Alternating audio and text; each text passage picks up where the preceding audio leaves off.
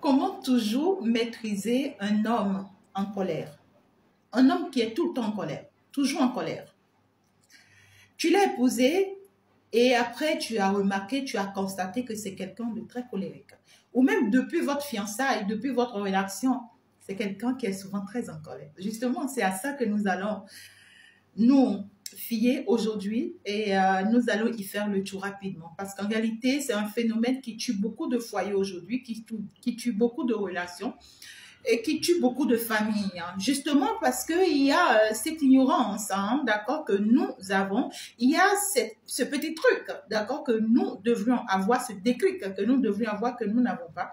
Et qui fait qu'aujourd'hui, beaucoup de personnes sont en séparation, en divorce, dans ce genre de cas, dans ce genre de situation, parce qu'on n'a pas compris. Ça peut être un homme tout le temps en colère ou ça peut être une femme tout le temps en colère. Tout compte faire, c'est l'un ou c'est l'autre. Mais moi, parce que je suis une femme, je vais rester beaucoup plus dans le dynamisme d'un homme en colère pour qu'un homme qui veut vraiment utiliser en réalité ses astuces aussi puisse l'utiliser pour une femme. D'accord? Alors, tu es dans une relation où cet homme avec qui tu es tout le temps en colère. C'est quelqu'un, rien de tout ce que tu fais n'est bon pour lui. Tout le temps en colère.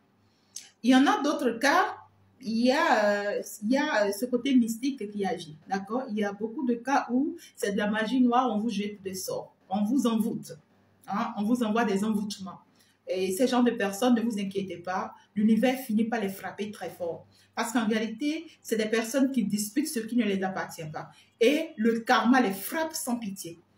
Le karma les frappe sans pitié. C'est des personnes qui ignorent la colère de Dieu.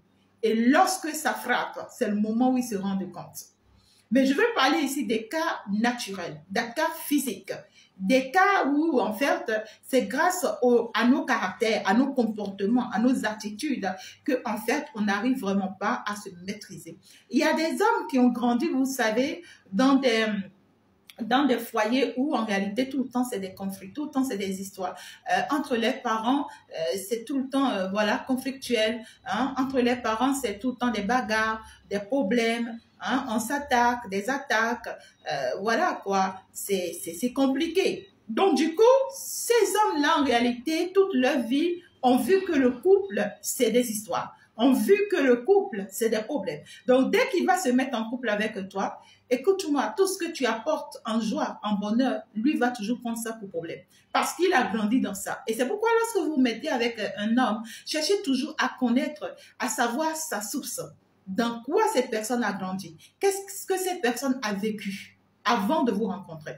Et quand vous comprenez, ça vous permet en tout cas de savoir comment vous comporter avec ce dernier et quoi mettre en place pour que ça puisse bien se passer. Il y a des hommes, par exemple, qui ont reçu de bonnes éducations dans une bonne famille, qui ont grandi avec des parents monogamie, voilà.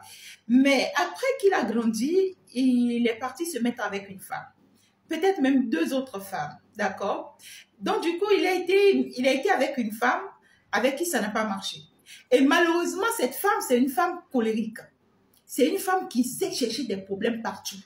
Il y a de ces genres de femmes qui sont maudites. Depuis leur naissance, elles sont maudites. Elles, leur problème, c'est de chercher des problèmes partout. Là où elles passent pas, elles veulent toujours chercher des problèmes. Il y en a d'autres qui sont utilisées par la sorcellerie. Il y a des corps de certaines femmes qui sont utilisés par la sorcellerie. Et partout où elles arrivent, c'est pour gâter, c'est pour détruire, c'est pour mettre des problèmes. Donc du coup, cet homme peut-être a déjà quitté la vie d'un homme qui a déjà quitté la vie par contre d'une femme qui est conflictuelle, qui est une femme à problème et qui ne fait que faire des histoires et qui l'a habitué à ce rythme-là. Donc du coup, c'est quelqu'un qui s'est retrouvé dans une situation inconfortable et à partir du moment où il se met avec toi, il ne fera que appliquer ce qu'il a appris tout ce temps. Alors toi, tu ne vas pas te jeter.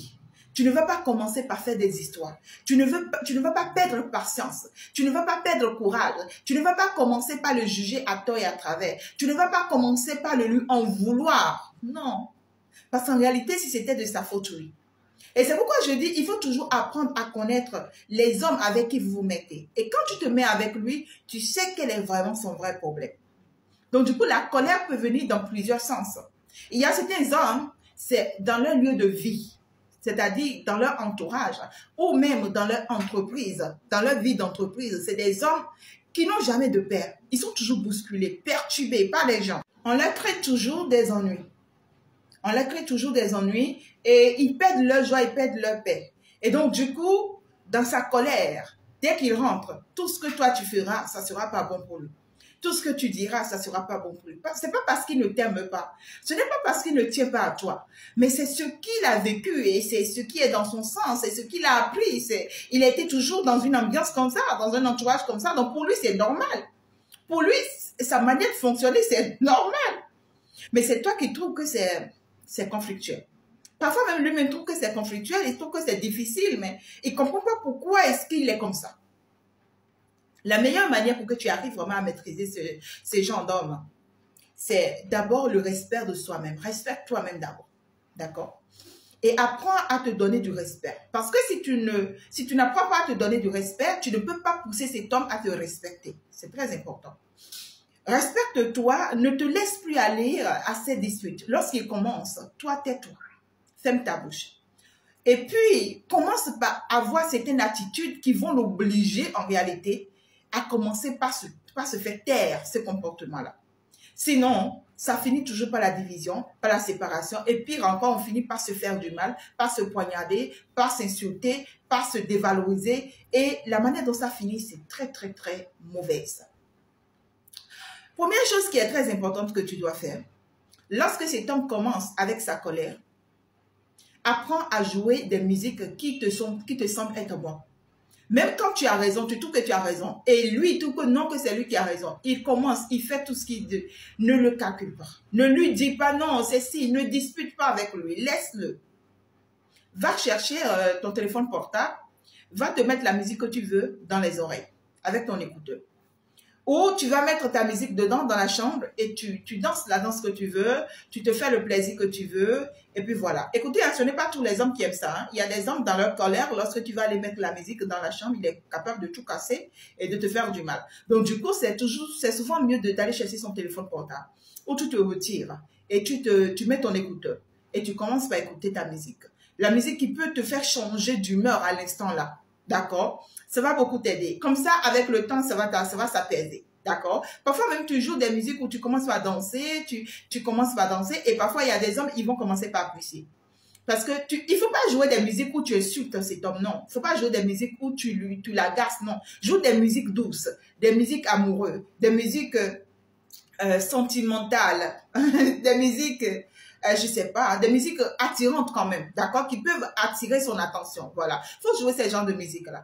Et à un moment donné, tu vas voir, il va commencer par être relax. Il va commencer par te parler. Il va commencer par te parler bien. Là, il voit que tu ne rentres pas dans son jeu, d'accord. Tu vas voir, ça va commencer par faire taire ce comportement qu'il a vis-à-vis de toi. Deuxième chose que tu peux encore essayer, voilà. Deuxième chose que tu peux encore essayer, c'est qu'il y a d'autres personnes, il faut vraiment faire de bons plats. Tu vas chercher à le taquiner. C'est le moment où, quand les conflits commencent, la colère est là, toi tu pars pour aller faire un bon plat. Prends ton propre argent, va au marché et puis viens faire un bon plat, un joli plat.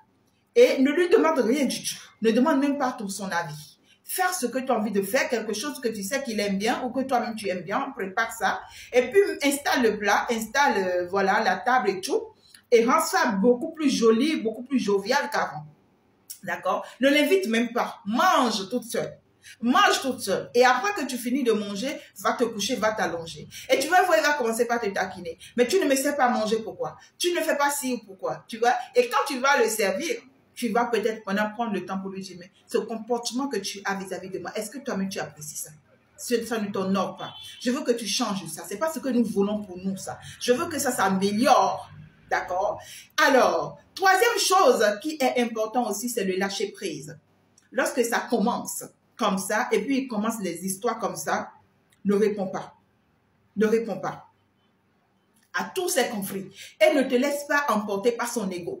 Tout ce qu'il aura à dire, tout ce qu'il aura à faire, lâche prise par rapport à ça. C'est-à-dire que concentre-toi sur autre chose carrément. C'est le moment où tu commences par prendre soin des enfants, tu commences par laver la maison, tu commences par faire autre chose et tu verras, que ça va lui couler. Avec le temps, il va apprendre et